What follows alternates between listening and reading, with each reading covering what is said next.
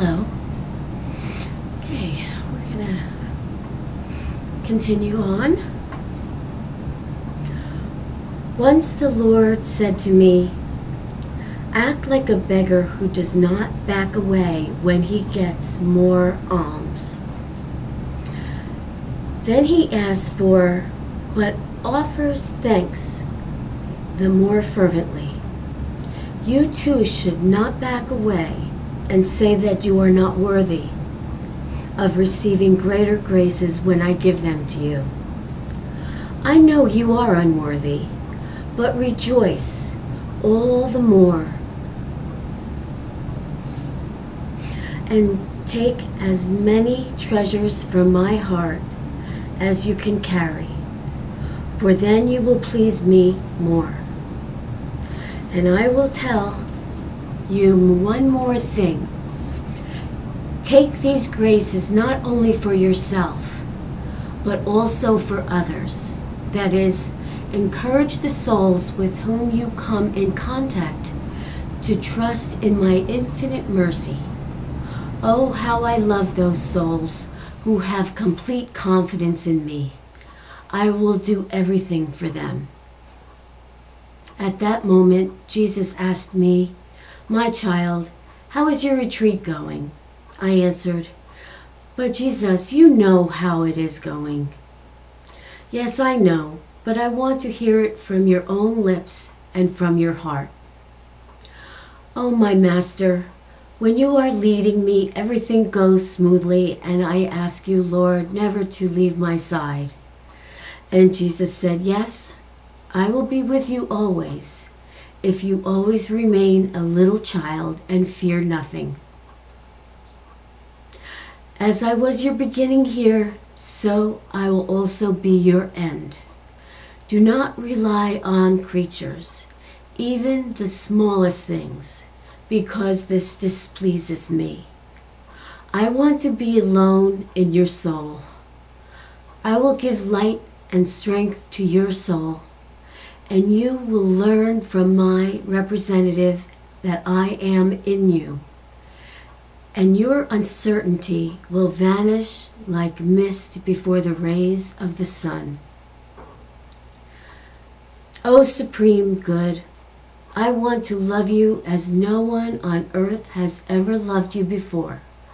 I want to adore you with every moment of my life and unite my will closely to your holy will. My life is not drab or monotonous, but it is varied like a garden of fragrant flowers, so that I don't know which flower to pick first, the lily of suffering or the rose of love, of neighbors, or the violet of humility. I will not enumerate these treasures in which my every day abounds. It is a great thing to know how to make use of the present moment. Jesus, Supreme Light, grant me the grace of knowing myself, and pierce my dark soul with your light, and fill the abyss of my soul with your own self. For you alone. And it drops off there. Oh, my Jesus, the life, the way, and the truth, I beg you to keep me close to you as a mother holds a baby to her bosom. For I am not only a helpless child, but an accumulation of misery and nothingness. This is written in 1934, The Mystery of the Soul. When on one occasion my confessor told me to ask the Lord Jesus the meaning of the two rays of the image, I answered, "Very well, I will ask the Lord." During prayer, I heard these words within me. The two rays denote blood and water. The pale ray stands for the water, which makes souls righteous. The red ray stands for blood, which is the life of souls. These two rays issued forth from the very depths of my tender mercy, when my agonized heart was opened by a lance on the cross. These rays should shield souls from the wrath of my Father. Happy is the one who will dwell in their shelter, for the just hand of God shall not lay hold on him. I desire that the first Sunday after Easter be the Feast of Mercy.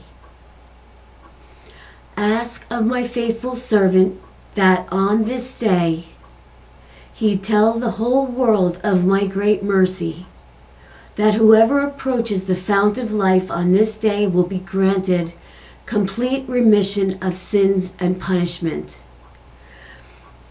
Mankind will not have peace until it turns with trust to my mercy. Oh, how much I am hurt by a soul's distrust. Such a soul professes that I am holy and just, but does not believe that I am mercy, and does not trust in my goodness. Even the devils glorify my justice, but do not believe in my goodness. My heart rejoices in the title of mercy. Proclaim that mercy is the greatest attribute to God. All the works of my hands are crowned with mercy. Okay. O eternal love, I want all souls to have created to come to know you.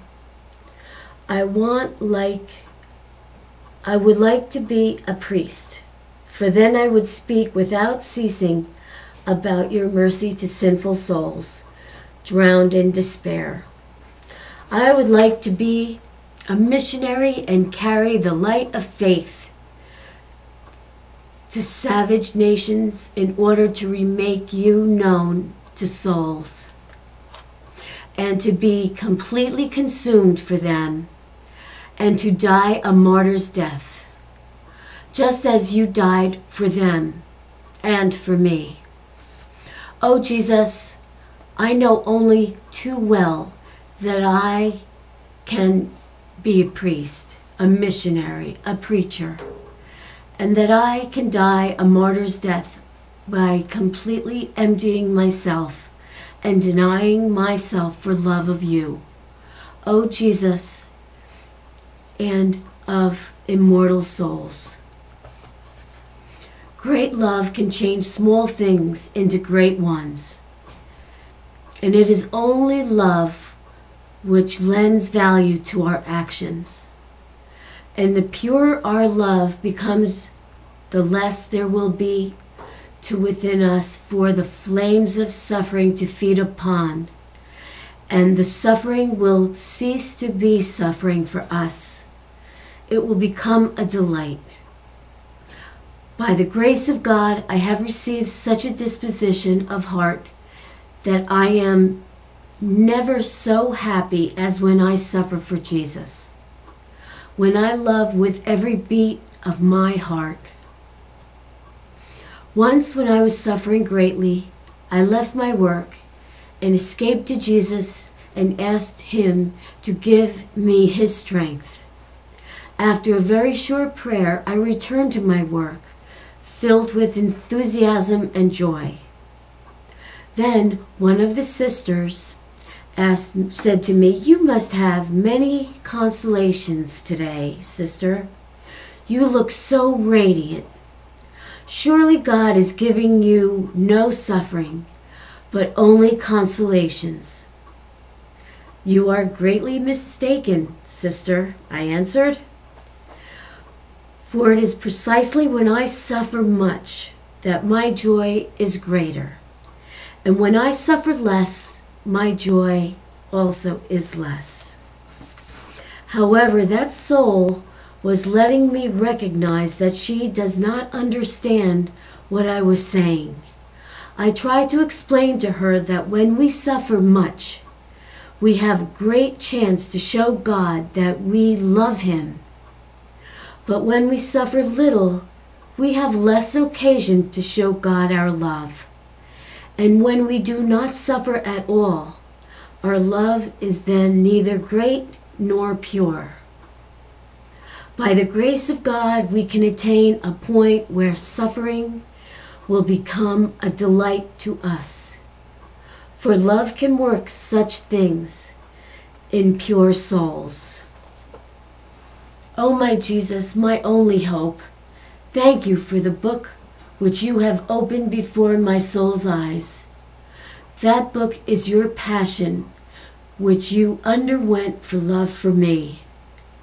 It is from this book that I have learned how to love God and souls.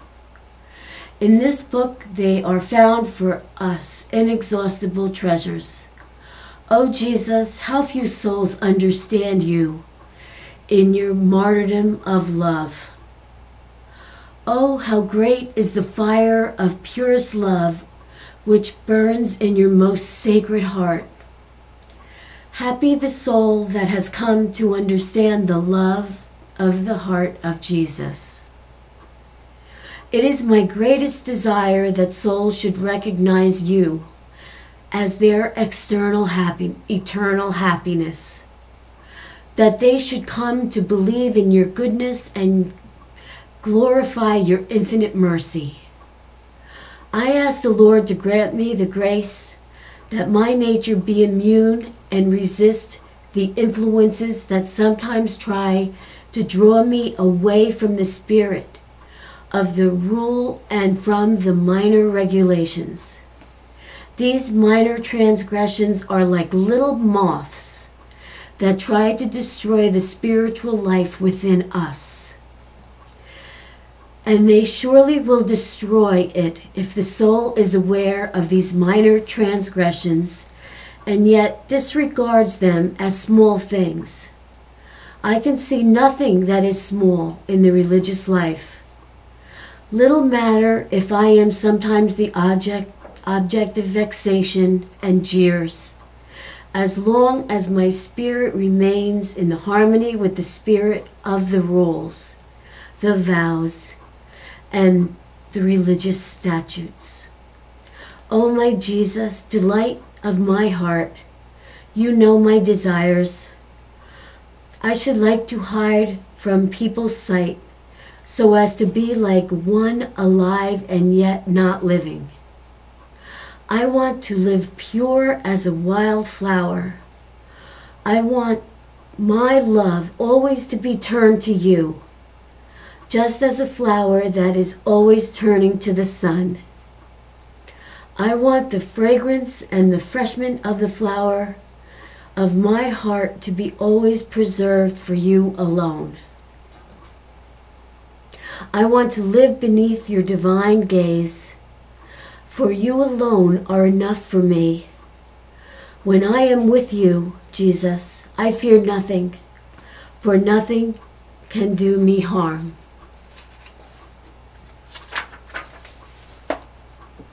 Once during Lent, I saw a great light and a great darkness over house and chapel. I saw the struggle of these two powers. Jesus said to me, I desire that you make an offering of yourself for sinners, and especially for those souls who have lost hope in God's mercy. I think we'll stop there. Until next time, God be with you. Jesus, peace. Bye-bye.